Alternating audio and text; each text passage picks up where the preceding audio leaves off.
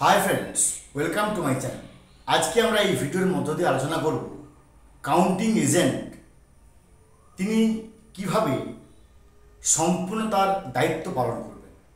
আগে শুনুন, counting agent মানে একটি পার্টি আপনাকে বিশ্বাস করে তাদের রিপ্রেজেন্টেটিভ বা প্রতিনিধি হিসেবে পাঠাচ্ছে, অর্থাৎ একটা পার্টির বিশ্বাসযোগ্য হিসেবে আপনি সেই বিশ্বাসযোগ্যতা অর্জন করেছেন, তার জন্য আপনাকে কাউন্টিং এজেন্ট হিসেবে স্বীকৃতি দিয়েছে, আপনি সেই কাউন্টিং হলে যাচ্ছেন।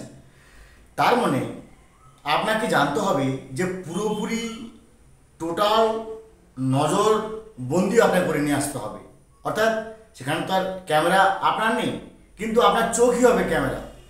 আর অযথা সেখানে দেখবেন যে হয়তো আপনার অনেক বন্ধু আছে, বান্ধবী আছে, কিরে ভালো আছিস, উমুক তুমুক তুমুক উমুকে আপনি গল্পে মশগুল হয়ে যাবেন না।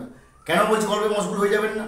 কারণ ওই যে নাম্বারগুলো একবারে ডিসপ্লে হবে, ওটাকে তো আর মোবাইল নয় যেটাকে ব্যাক করার সিস্টেম আছে, একবার হয়ে হয়ে হয়ে হয়ে যাবে, এখন শেষ হওয়ার পরে আবার হয়তো নাও করা হতে পারে। তার জন্য পুরোটা কিন্তু আপনাকে গভীর মনোযোগ দিয়ে দেখতে হবে। আমি আপনাকে একটা খাতা কলম নিয়ে বসুন, 1 2 3 4 করে আপনার কি করণীয় আমি আপনাকে বলে দিচ্ছি। কাউন্টিং এজেন্ট হিসেবে আপনার প্রথম কাজ হচ্ছে যে বুথে ভোট হয়েছিল সেই বুথে, অর্থাৎ যতগুলো বুথে ভোট হয়েছিল সেই বুথের যে পলিং এজেন্ট, সেই পলিং এজেন্টের কাছ থেকে 17C সংগ্রহ করা, এটা আপনার প্রথম কাজ। 17C থেকে আপনি তথ্য পাবেন অনেকগুলো। কি আছে 17Cতে? না, যে সিইউ বা কন্ট্রোল ইউনিটে আপনার রেজাল্ট দেখানো হবে সেই কন্ট্রোল ইউনিটের নাম্বার দেওয়া আছে, ব্যালট ইউনিটের নাম্বার দেওয়া আছে, ভিভিপ্যাটের নাম্বার দেওয়া আছে, তাতে টোটাল কত ভোট পোল হয়েছে সেই নাম্বারটা আছে, টেন্ডার ব্যালট পেপারের নাম্বারটা আছে এবং গ্রিন পেপার সিলের নাম্বার আছে। অর্থাৎ আপনি সেখানে 6টা তথ্য পেয়ে যাবেন। কিন্তু এর বাইরেও কী তথ্য আছে না, ওই কন্ট্রোল ইউনিটে স্পেশাল ট্যাগের নাম্বার আর অ্যাড্রেস ট্যাগের নাম্বার, যেটা কিন্তু আপনাকে ওই সংশ্লিষ্ট বুথের বা বুথগুলি থেকে পলিং এজেন্ট যেনারা আছেন বা যেনারা ছিলেন সেই পলিং এজেন্টের কাছ থেকে স্পেশাল ট্যাগের নাম্বারগুলোকে আপনাকে সংগ্রহ করে নিয়ে আসতে হবে। যেই মুহূর্তে আপনি কাউন্টিং হলে বসলেন, আপনি সেই মুহূর্ত থেকে কারোর সঙ্গে কোনো কথা বলবেন না, একবারে আপনার চোখ থাকবে মেশিনের দিকে, বন্ধু বান্ধব এই মুহূর্তে ভুলে যান। বেশ, এই সময় কী হবে না, যেই মুহূর্তে প্রথম কন্ট্রোল ইউনিট অন করা হবে, কন্ট্রোল ইউনিট তার নাম্বার শো করাবে, তার কন্ট্রোল ইউনিটের যে আইডি শো করাবে। আপনার কাছে যে 17C আপনি নিয়ে বসেছেন, সেই 17Cতে যে কন্ট্রোল ইউনিটের আইডি আছে, সে আইডির সঙ্গে নিশ্চয়ই আপনি কন্ট্রোল ইউনিটের যে উপরে নাম্বারটা এনগ্রাফড করা আছে, এনশ্রাইন্ড করা আছে, সেটাকে নিশ্চয়ই আগে আপনি মিলিয়ে নিয়েছেন। যে এনগ্রাফড নাম্বারের সঙ্গে কন্ট্রোল ইউনিট তার নিজস্ব যে নাম্বারটা ডিসপ্লে করাচ্ছে সেটাকে কিন্তু আপনি মিলিয়ে দেখে নেবেন যে হ্যাঁ ঠিক আছে, একটা এই কন্ট্রোল ইউনিটই ভোট হয়েছিল, কারণ এর উপরে যে নাম্বারটা আছে এনগ্রাফড, এটা একই নাম্বার, 17Cও একই কথা বলছে। বেশ, এরপরে ওই কন্ট্রোল ইউনিটে ডেট দেবে, টাইম দেবে। আপনি দেখে নেবেন ডেটটা 4 তারিখ দেখাচ্ছে কিনা এবং টাইমটা আপনার ঘড়ির মতো দেখাচ্ছে কিনা। এবার 30 second, 40 second, 50 second, 1 minute, 1.5 minute, এটা একটু চেঞ্জ হতে পারে, কারণ আপনার ঘড়ির সঙ্গে কন্ট্রোল ইউনিটের ঘড়ি সাধারণত 1-1.5 মিনিট বা 20-40 সেকেন্ডের একটা ডিসক্রিপেন্সি হতে পারে। এটাকে আপনাকে নাল অ্যান্ড ভয়েড করতে হবে।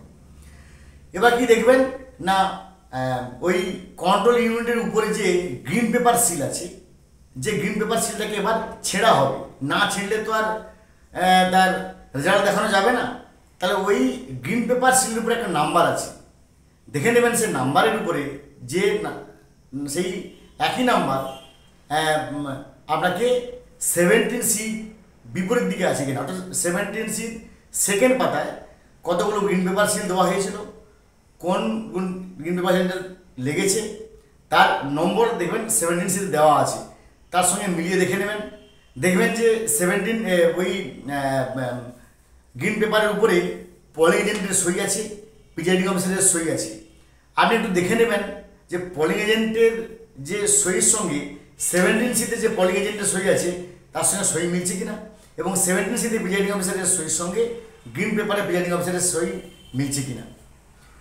এবার সই মানে গ্রিন পেপার সিলটা ছেঁড়া হবে। ছেঁড়ার পরে ওর দুটো আছে সেকশন, একটা হচ্ছে ক্যান্ডিডেট সেকশন, একটা হচ্ছে রেজাল্ট সেকশন। যেই মুহূর্তে করবে মানে ফার্স্ট কাভারটা খুলবে, একটা first cover, second cover. First কভারের নাম হচ্ছে ক্যান্ডিডেট সেকশন, সেকেন্ড কভারের নাম হচ্ছে রেজাল্ট সেকশন। যেই মুহূর্তে খুলবে ক্যান্ডিডেট সেকশন, দেখবেন আপনার কাছে ক্লোজ বাটন দৃশ্যমান হবে, এবং ক্লোজ বাটনের চারপাশে একটা স্পেশাল ট্যাগ বলে এক ধরনের ট্যাগ ওখানে আঠা দিয়ে মানে সুতো দিয়ে ওখানে ট্যাগ করা আছে। তো যে স্পেশাল ট্যাগের নাম্বারটা আপনি পলি এজেন্টের কাছ থেকে সংগ্রহ করেছেন, আমি আপনাকে প্রথমেই বলেছিলাম, ওই নম্বরের সঙ্গে মিলিয়ে দেখবেন যিনি আছেন কাউন্টিং সুপারভাইজার বা কাউন্টিং সুপারভাইজার 1 বা কাউন্টিং সুপারভাইজার 2 যেই থাকুন না কেন, তাকে আপনি বলবেন যে স্যার স্পেশাল ট্যাগের নাম্বারটা একটু আমাদের দিকে ডিসপ্লে করুন, আমরা একটু দেখে নেব যে ওদের পলি এজেন্টের সই আছে কিনা, প্রিজাইডিংয়ের সই আছে কিনা, এবং নম্বরের সঙ্গে আমাদের নম্বর মিলছে কিনা দেখে নেবেন। এরপর সেকেন্ড কভার খোলা হবে, যার নাম হচ্ছে রেজাল্ট সেকশন। যেই মুহূর্তে রেজাল্ট সেকশন খুলবে, রেজাল্ট যেই মুহূর্তে প্রেস করা হবে, আপনার প্রথম কাজ হবে দেখে নেবেন ওই ডিসপ্লে সেকশানে যে ডেট অফ পোল, কবে ভোট হয়েছিল, ওই আপনাদের যে এলাকায় যবে ভোট হয়েছিল 19শে এপ্রিল কি 26শে এপ্রিল কি তার যে 3rd 4th 5th 25শে মে হোক, কিংবা 20শে মে হোক, কিংবা 13ই মে হোক, কিংবা 1লা জুন হোক, যার এলাকায় যেমন সেই ওই দিনের ডেটটা দিচ্ছে কিনা, যে ডেট অফ পোল ওই ডেট দেবে। তাহলে ভাববেন যে মেশিন ঠিক আছে, কারণ আপনি মেশিনের এনগ্রাম নাম্বার দেখে নিয়েছেন, ডিসপ্লে নাম্বার দেখে নিয়েছেন, ডেট অফ পোল দেখে নিয়েছেন। এবার স্টেপ বাই স্টেপ যখন রেজাল্ট দেখাবে, এই সময়টা অত্যন্ত গুরুত্বপূর্ণ। দেখবেন যে ওই সময় কাউন্টিং সুপারভাইজাররা আপনাদের দিকে ডাইরেক্টলি দেখাচ্ছে না একটু অন্যরকমভাবে ঘুরিয়ে ফিরে দেখার চেষ্টা করছে। অর্থাৎ এই সময় সাধারণত নিয়মটা কি, যে একেবারে এনগ্রাফট করে আপনার সামনে এটাকে প্রকাশ করা, আর এই সময় কোনো কথায় মশগুল হবেন না, কোনো আলোচনা নয়, কোনো কথাবার্তা নয়, কারণ ওটা একবারই হবে। অর্থাৎ মোবাইলের মতো এটাকে রিভার্স করা যাবে না, ব্যাক করা যাবে না, আপনাকে স্টেপ বাই স্টেপ দেখে নিতে হবে। প্রথমে তার নাম্বার দেবে, টাইম দেবে, ডেট অফ পোল দেবে। এবার রেজাল্ট যখন হলো, তার ক্যান্ডিডেট 1 এই পেয়েছে, ক্যান্ডিডেট 2 এই পেয়েছে, এগুলোকে অত্যন্ত গুরুত্বপূর্ণের সঙ্গে মিলিয়ে দেখে নিতে হবে, এবং আপনার যে কাউন্টিং এজেন্টের কাজ এটা কিন্তু সফল করে আসতে হবে। এবং মনে করতে হবে যে আপনাকে আপনার পার্টির উপর, মানে আপনার পার্টি আপনার উপর যে বিশ্বাসযোগ্যতা রেখেছে, সেই বিশ্বাসযোগ্যতায় কিন্তু অবশ্যই আপনাকে মূল্য দিতে হবে। তাই কথায় মশগুল না হয়ে, গল্পে মশগুল না হয়ে, কর্তব্যে মশগুল হতে হবে। ভালো থাকুন, have a good day, thanks.